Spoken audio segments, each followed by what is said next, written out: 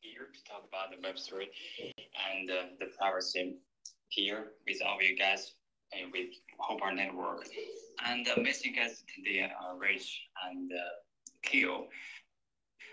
Kyo can be known also as Chen Chen. Yeah, she's a decentralized technology architect at HOPR Network. And we do also have Rich. He is a creative strategist at HOPR Network. So these two are our guests. And about myself, I'm Tim. Yes, you guys can just call me Tim. I'm Tim from First Community, and I'm the brand director here. And for you guys who may not know, First Community, we are a non-profit Web3 community, and we do work on all the great projects to be here to showcase, because we do want to show the people about the things that you guys have done toward a Web3 world. So yeah, today we will talk about great things here together. So let me confirm. Is Kyo you're here now? Now.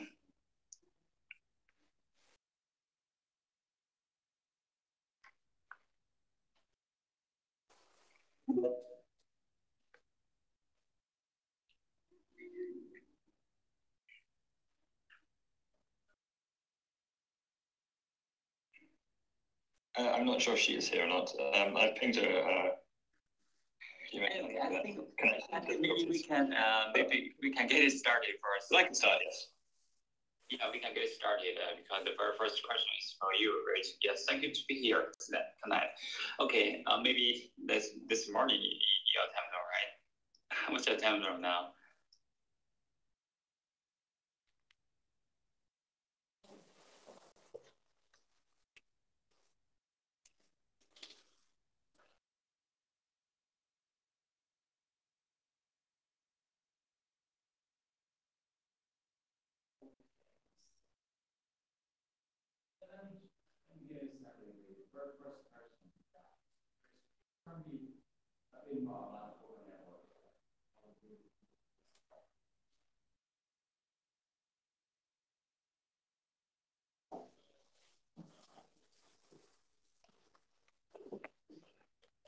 All over the world. We were founded in 3 years ago now, and our primary software product is a decentralized mixnet. So HOPR is a way to send data between any two people fully privately. So not only is the data private, but all the metadata about that data exchange is also private. So only the sender can and the receiver are aware of who is communicating, when they're communicating, how much data they're sending. And when the data travels through the HOPR mixnet, only the sender can see which route it's taken through the mixnet. Even the node runners in the mixnet themselves aren't aware of this. So in some ways, this is, I guess, to your listeners, reminiscent of Tor, which is probably the most famous mixnet. The main difference is that Tor is not incentivized. Node runners in Tor do so because they are privacy lovers and like to provide privacy, but there is no incentive for running a Tor node beyond that, which is why Tor has sat at just a few thousand nodes really for the past decade, despite the huge boom in interest in decentralized technology and blockchain and privacy. HOPR is different in that node runners are fully incentivized for all the data that they transfer through the HOPR network. So this will allow the network to scale with the demands of users. This is achieved through a mechanism that I guess Q will talk about a bit more in the later question, but it's called proof of relay. And this is the real innovation that HOPR provides, which is that you are only rewarded for completing. You're only rewarded for running your node once you have completed your data transfer. So if I am sending data to you, Tim, I will pick a path through the HOPR network of say 3 nodes, or hops as we call them, which is why it's called called HOPR. And data will travel from me to node runner 1 to node runner 2 to node runner 3 and then to you. And each of those node runners will be rewarded in HOPR tokens, but only once they've sent their data to the next person.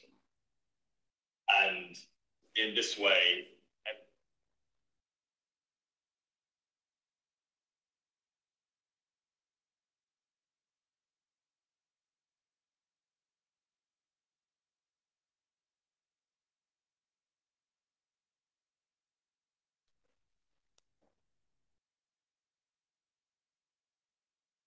beneficial thing to do is to just follow the rules and relay the data and get your reward.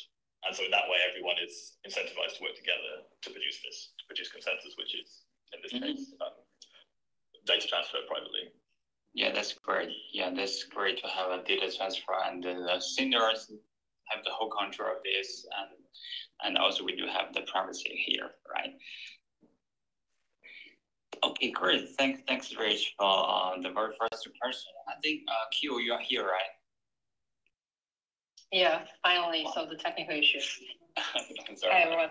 That's all right. Okay, yeah, lucky to have you here. So we do have a second question that is for Q. So yeah, the question is, what impacts does the decentralization of HOPR network have on users? So I know Rich just now tell us something more about the HOPR network, and I think you can tell us more about the impacts of HOPR network have on users. So for this part. Okay, Q. Yeah, thanks, Tim. Yeah, just as Rich mentioned, so HOPR is a decentralized network, and earn money as a node runner, helping to relay data privately across the network. So with a decentralized network, there's no censorship or centralized point of failure. Yeah. But also by making the privacy mixnet decentralized and fully incentivized, we mitigate a lot of the stagnation towards actually facing. So at HOPR, we believe that the internet is a public good, digital commons that should be available to all without fear of their activity being recorded by those who have no right to do so. We also believe there is a pragmatic, achievable, community-oriented way to accomplish this goal, one that could bring beliefs to individuals, companies, and society at large. I suggest you to read also our HOPR manifesto on our Medium blog post. Yeah. Mm-hmm. Thanks. Yeah, that's great. Yeah, that's great. Thanks, Q, for that. Yeah, and yeah, follow up with this question. Yeah, so I think a lot of people want to know the incentive mechanism of HOPR network, right? I do know that we do have a token that is HOPR, and so I think maybe for this question you can tell me about how does the incentive mechanism of HOPR network to ensure the network stability and the security, because we know this network is for the privacy. So how does the incentive mechanism to help us to do that? So this question is for Q.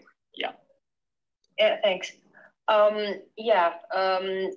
The incentive mechanism is actually really important because what makes HOPR special is that people are rewarded for helping to relay data. When your node acts as a hub on the route, the data takes through network, you are rewarded via the HOPR token. This is important because until now, it was assumed that you couldn't have incentives and full privacy at the same time. Privacy requires anonymity, but with anonymity comes a lot of opportunity to try and cheat the system. HOPR's payment layer solves this problem with what we call proof of relay. The proof of relay mechanism helps to separate out the messaging and payment layers, breaking any linkability between them. It turns out there's a very useful overlap between what stakers expect and what Mixnet needs to remain anonymous. So Mixnet needs cover traffic, arbitrary data, which is sent through the network to provide cover for real users in time of low demand. Normally, this is just noise, and unfortunate but necessary cost of privacy. But with our incentivization scheme, this let us link cover traffic with staking. So the cover traffic, the mixnet needs also provides the staking mechanism no runners desired. So anyone can join the HOPR network as a no runner, and for every packet of data you help relay, you will get paid. It is just simple as that. Okay, thanks, Gil. So for the no runner, they need to stake at first, right? I mean, stake some HOPR and before they, to run in the whole system of HOPR network. Yeah, that's correct. Yeah. Okay, so yeah, there's a lot of staking here with the HOPR network, right? So that is also, kind of like, so this we are using it's not like a proof of work right here with HOPR network. So it's more with the staking part, even though you are no runner in the HOPR network. Okay, thanks, Q, for this question, and we can move on from the next part. So, yeah, for the next question, that is for Rich. Yeah, so how is the HOPR network applied to data exchange and communication in practical scenarios? So I think maybe this one is, you can talk a bit more about this. So Rich, you can speak now.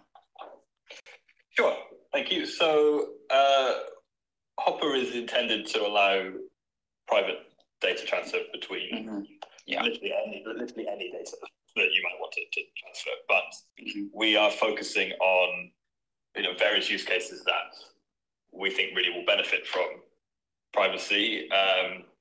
I'll just walk us through some two of them. One of them, which will be very familiar to crypto users in the community, is wallet privacy for your transactions. We have a tool which is worth people checking out, which is called DERP. It's a DERP, D-E-R-P, derp.hoprnet.org. And it shows that although we do have people know a lot about the privacy you get from using a blockchain and the pseudonymity you can achieve, the actual tools that you interact with in your browser, your web wallet, like MetaMask, really are leaking an enormous amount of data. If you connect if you click the MetaMask extension in your browser and say you have multiple wallets, you have multiple addresses in that wallet that you kept them separate. One is for personal business, one is for private stuff, one is for investment, and they've never interacted on chain. You've kept all those transactions separate from each other.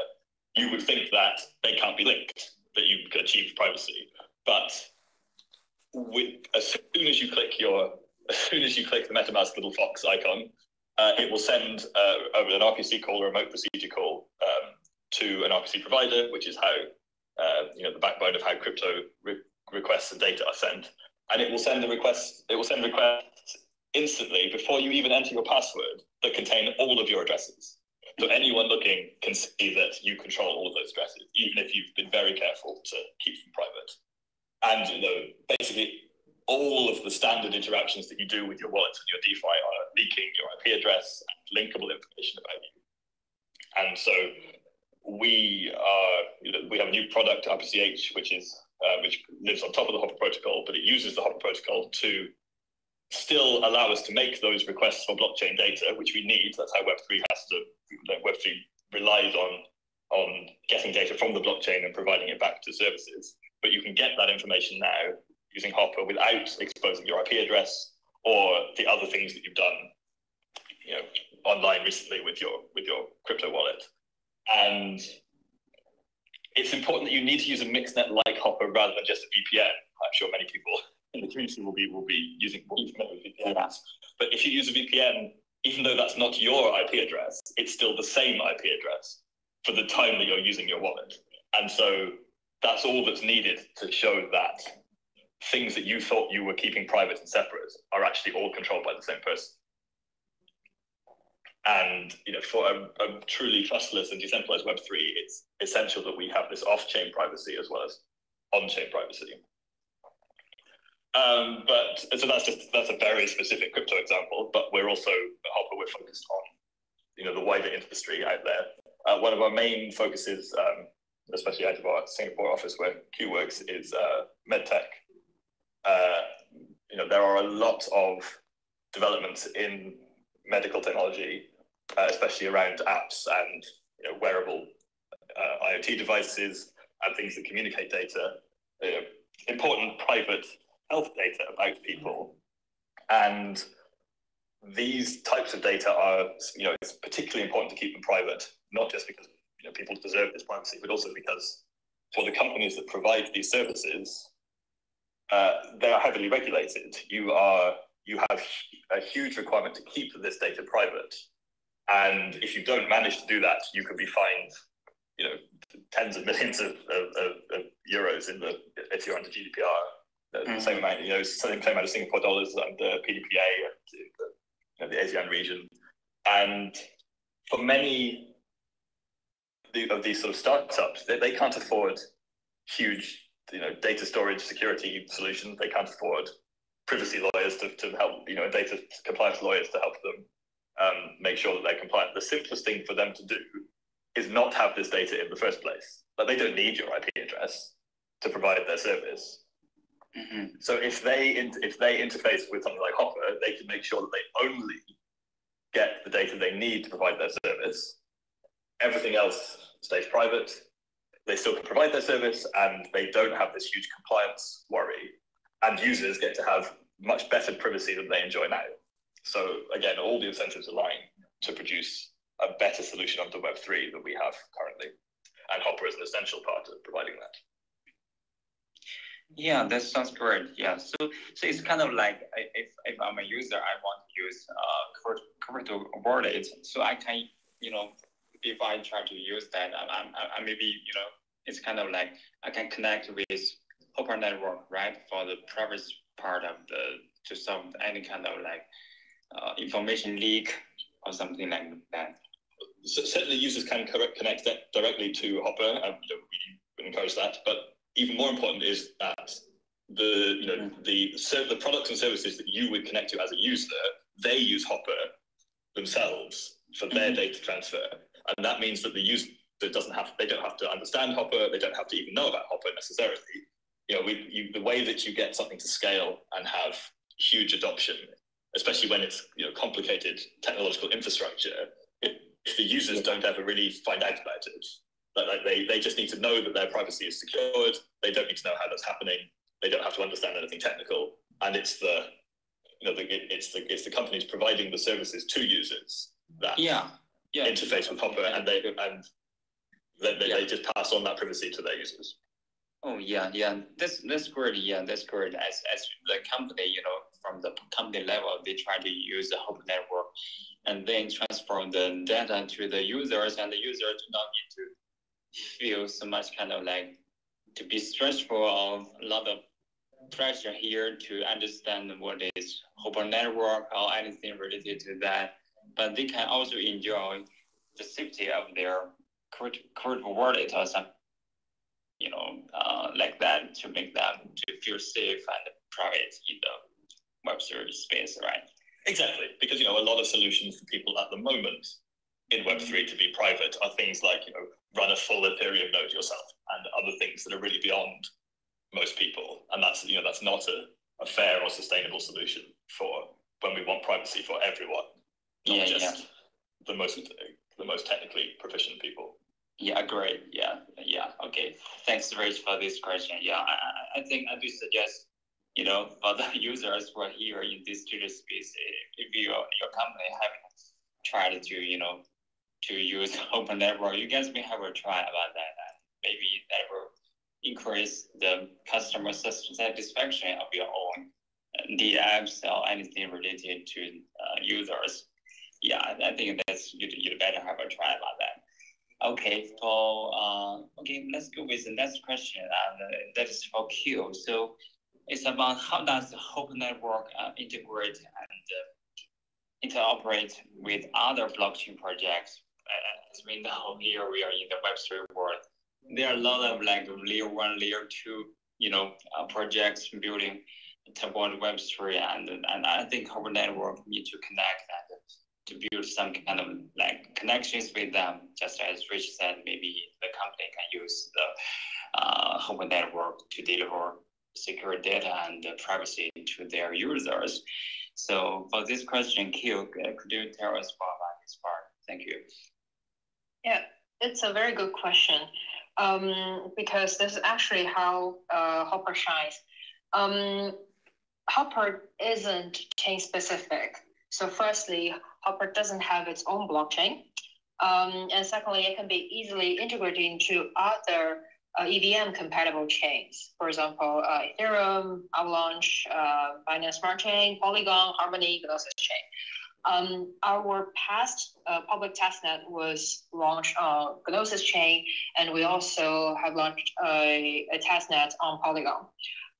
So both public testnets actually proves that we can operate a protocol in EVM compatible chains. So what I also want to emphasize is that HOPR is also a chain, like layer 0 solution, which serves to bring privacy to the data transmission layer of any project. So integrating HOPR with a project means your users no longer have to trust whether you will handle their data properly or not. They don't have to trust anyone as the link between their personally identifiable data and what other projects need to, like what technically projects need to perform their services. Yeah, so this link, it's actually broken.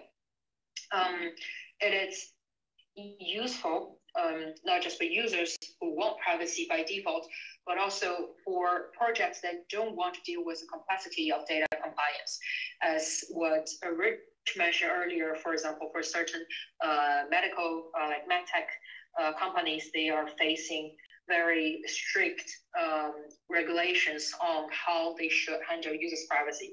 And especially for startup, in this case, they wouldn't be able to, they wouldn't need to think about how to deal with the complexity of data compliance. Because you can't be reliable for data, you won't even see. HOPR adds this layer of privacy protection by default to any project. Yeah, that's really great. Yeah, so I heard you guys are doing integration with like Polygon or something else. So I'm very curious about this part. You know, Polygon, they are trying to do something with zero knowledge, right? I think their zero knowledge is kind of like popular right now, and that is moving toward privacy too.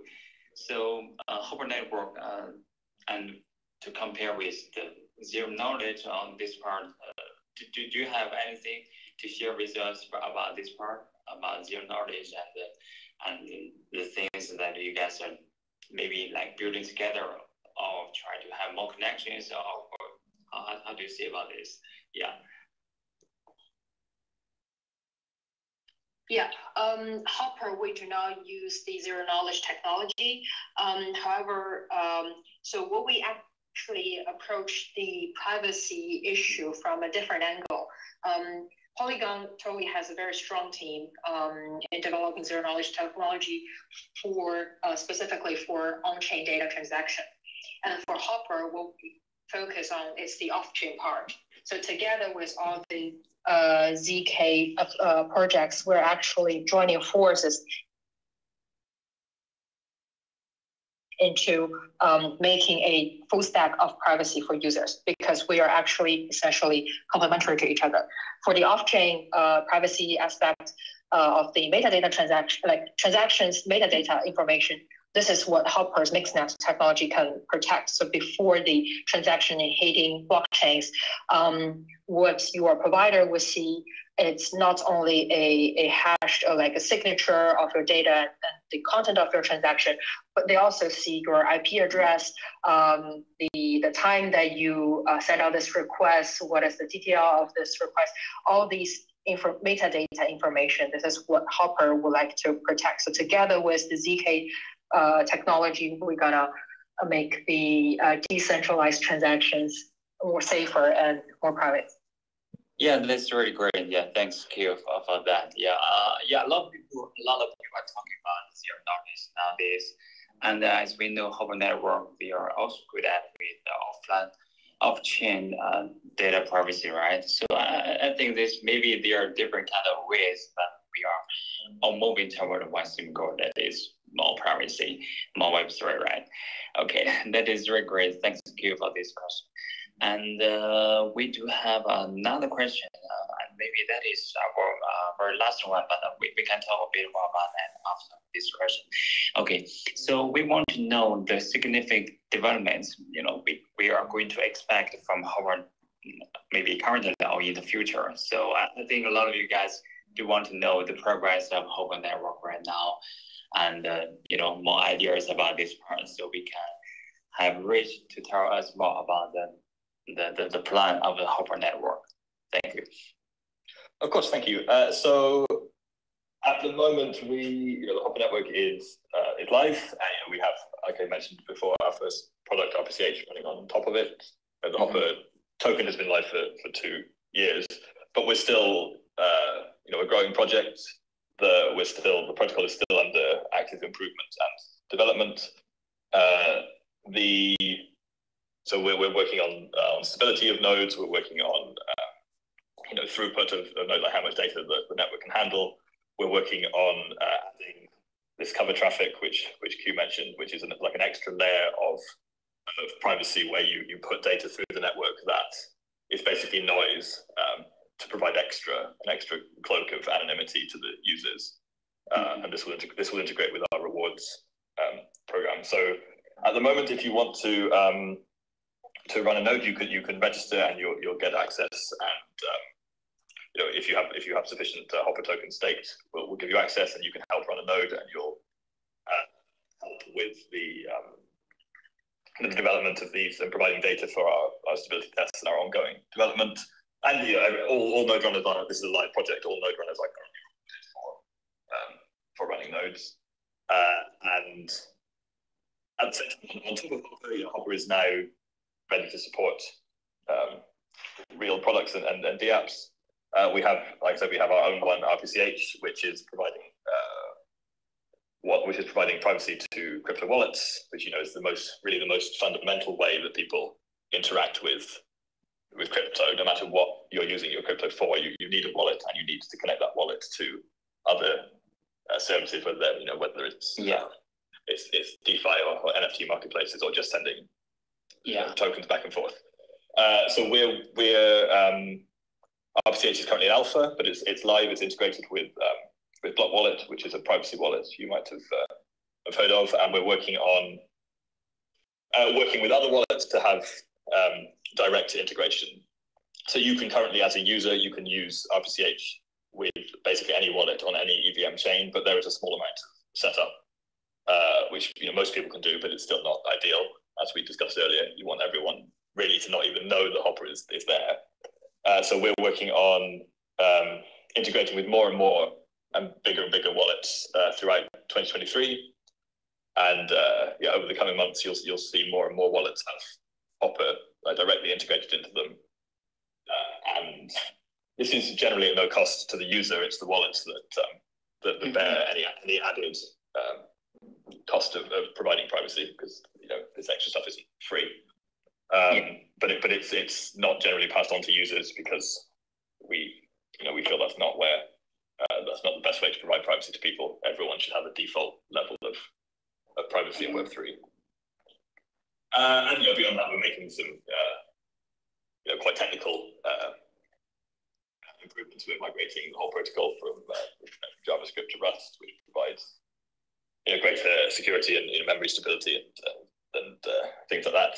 If listeners are interested in the really technical sides of things, you can always check out our GitHub, which is HOPRnet. Everything is open source. Everything is available there to see, to check, to play with, and we hope that people will give it a try. And also, you can go to rpch.net to try RPCH with your wallet to give it extra privacy right now. Yeah, sure. Yeah. Okay. For the technical part, you guys may go and visit HOPR's GitHub page and try to learn something more about that. And I think from there are maybe a lot of kind of like developers here So, Rich, do you have any ideas or anything that you want to share with developers who may try, may want to, to build together with HOPR and try to find something or find some opportunities on HOPR network as a developer? Do you have any suggestions for that? Thank you for that. Oh, sure. I mean, you can go to visit our docs. You can, and our GitHub, like you said. Like I said, but we have, we've been working on our API, and we're improving the HOPR API. We've just released this capabilities-based API that gives you a lot more control over how your DApp would interact with HOPR nodes. And this is really the first time that I would say it's very easy to build quite powerful applications on top of HOPR without necessarily having to have a full understanding of how HOPR nodes work, because you can just read learn about our API and just plug in your DApp into a HOPR node into the HOPR network, so that your users of your DApp will automatically get the extra privacy that HOPR provides. So plenty of opportunities for developers, and reach out in our Discord, Telegram. There's lots of people to help and encourage development. And we have a quite generous bounties budget for in our bounty program of for either specific things that HOPR needs, or if anyone has an excellent idea for something to build with HOPR, then do reach out, and there might be a way to come to arrangement on getting it built. Yeah, great. Thanks, Rich. So developers, if you guys have an idea to build on top of HOPR, try to read some docs about HOPR, and try to, there are also some great programs just mentioned by Rich, like the bounty program, or maybe there will be some grants for developers to build your projects on top of HOPR. That is really great. And I think we reached more than 1,000 people here in our Twitter space. I just noticed about this. That is heard a lot of people who are caring about HOPR network, and you do really have an idea about privacy or something related to that. You can join us together here and to talk with Q and Rich, maybe later as a developer or as maybe a potential node runner. You guys can also have connections with Q, with Rich, or with Forest community too. We can try to build some connection with you guys in the HOPR network to solve the issues that you guys have, maybe about privacy or about Web3, more better user experience, right? So I think that is all the questions here for today. And I just have one more question for Q or for Rich. Maybe you guys can answer it. I'm just curious about, like you mentioned, HOPR networks develop in the near future, and there are also, node runners and also developers to join the HOPR network, and to help support the growth of network, and also to build amazing projects together with HOPR network. And this question is so as we are all Web3 people here, right? And privacy is really important, and you guys are expert here in this area. Do you guys have any suggestions for people in Web3 world, how to control your privacy, or how to be, to secure your crypto budget, your crypto assets here in the Web3 world? Do you guys have any suggestions for that? Thank you so much. Maybe Q or Rich, anyone from you guys want to share a bit more about this? Thank you so much. I can go first. So I think privacy and security goes hand in hand. First, we need to secure our assets, right? So one of the fundamentals is to make sure that you always are the only person that holds the private key. In the past incidents, we all experienced that, right? Sure, many projects provide quite certain great services, But in terms of a large chunk of assets, I believe only things that hold into your hand is safe. And then privacy is really about doing double checks before you sign any messages, any message, any transaction. Also take care of which service you are using for your transaction to be broadcasted to the network. Yeah. Yeah, sure. I think Yeah. that's Yeah, thanks, Q. Yeah, because for this part, I think a lot of people have experienced something like maybe you lost your asset when you try to get some airdrops or something like that. Yeah, there's a lot of things happening right now, and I think that is really important. We for all the users here in our Twitter space or in the whole Web3 world to just take care of your own credit assets and try to, with great developers like HOPR Network, and we can try to make a better, user experience and the environment for all the Web3 investors, partners, all the people here, developers here, to have a better environment for all the people to get involved in the Web3. So thank you so much today for Q and Rich. Yeah, do you guys have anything more to share with all the beautiful people here? Or maybe we can call it today. Just one last thing that my Sure. marketing colleagues would be sad if I didn't mention. HOPR is a member of the leading privacy alliance of Web3. Yeah. It's a consortium of projects across the whole Web3 stack. So there's wallets, layer 1 and layer 2s, and we work together to advocate for privacy and to educate people. We have an upcoming event in Istanbul the weekend of the 28th of April. It's a wallet hackathon. Any developers that are interested in helping secure more privacy for wallets by helping to integrate HOPR into wallets, do check out the website at leadingprivacy.net/Istanbul. Sorry, no, I think it's leadingprivacy.com/Istanbul. And the hackathon there with prizes, and it's also, we have a conference. It's a great way to learn about the state of privacy Web3 and what people are building and what's coming next, and why this is an important and exciting time to be involved in privacy in Web3. Yeah, great. Thanks, Rich. Yeah, so everyone, pay attention to privacy and follow the development of HOPR Network and try to get involved as a runner maybe or as a developer. So yeah, I think maybe that's it for today. Yeah, thank you so much to everybody for participating in our Twitter space, and we will also try to organize more events like here today with HOPR Network to talk about Web3, to talk about privacy or anything else. Yeah, do remember you guys to follow up with HOPR Network, okay? To follow up their Twitter and try to check out all the growth with HOPR Network and try to be a runner there. So yeah, that's it for today. Thank you guys for listening here.